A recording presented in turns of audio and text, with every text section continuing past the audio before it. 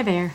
One of the features that ChatGPT has made available is deep research. And in many cases, deep research is going to be limited by the level of account that you have access to. Features such as deep research and operator exist at the higher level of the plan inside of ChatGPT. And so by doing deep research on a specific topic or for a specific prompt, you'll have multiple processes running at the same time in order to bring back and retrieve the research that you are requesting. There are other platforms that have deep research available, and again, depending on what level of account you have, you can use your deep research queries in order to look for more in-depth analysis. And so what we will do here is we will enter a prompt, we will then ask for deep research, and then what will happen is ChatGPT will suggest that you provide as many details as you can. For the sake of this video, we're not going to provide the additional details that ChatGPT is requesting. We are going to start the deep research query.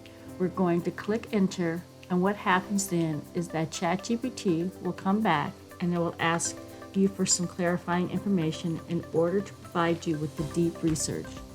So in this particular case, we will be specific in the way that we answer the questions.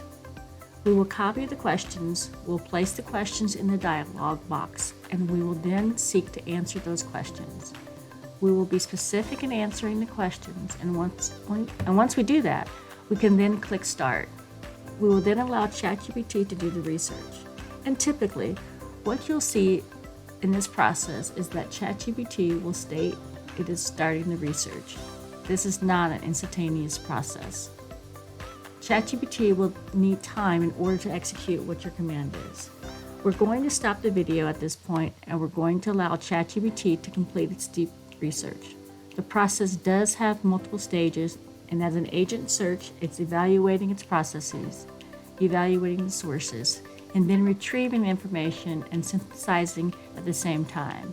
So what you're experiencing is a more of an advanced way of working with the AI and allowing to do some of the steps that you might do if you were iterating with it.